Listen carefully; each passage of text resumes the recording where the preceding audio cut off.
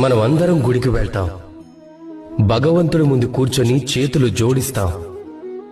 కావలసింది కోరుకుంటాం. ఎప్పుడైనా ఆలోచించారా దేవుడికి ఏమనిపించుంటుందో?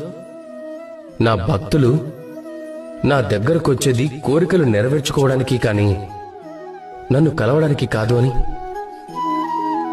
అందరూ గుడికి వెళ్తారు, తమ తమ కోరికలని దేవుడి ముందు పెడతారు. ఒకవేళ వారి కోరికలు నెరవేరకపోతే నిరాశ చెందుతారు.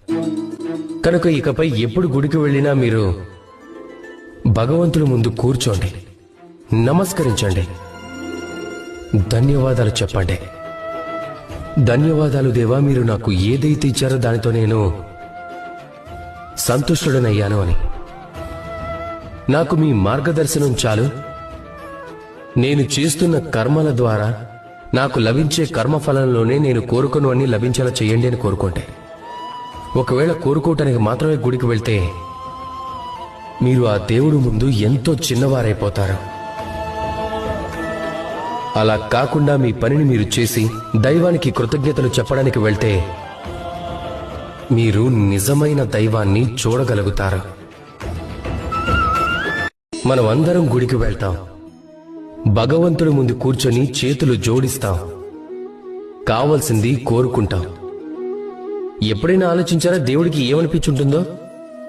నా భక్తులు నా దగ్గరకు వచ్చేది కోరికలు నెరవేర్చుకోవడానికి కానీ నన్ను కలవడానికి కాదు అని.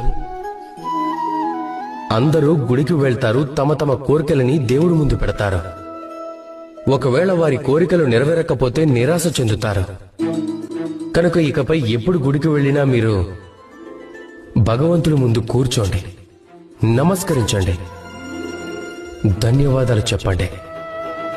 ధన్యవాదాలు దేవా, మీరు నాకు ఏదైతే ఇచ్చారో దానితో నేను సంతుష్టుడనయ్యాను అని.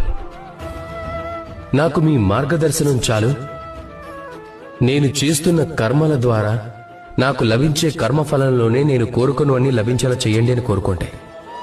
ఒకవేళ కోరుకోవటానికి మాత్రమే గుడికి వెళ్తే మీరు ఆ దేవుడి ముందు ఎంతో చిన్నవారైపోతారు.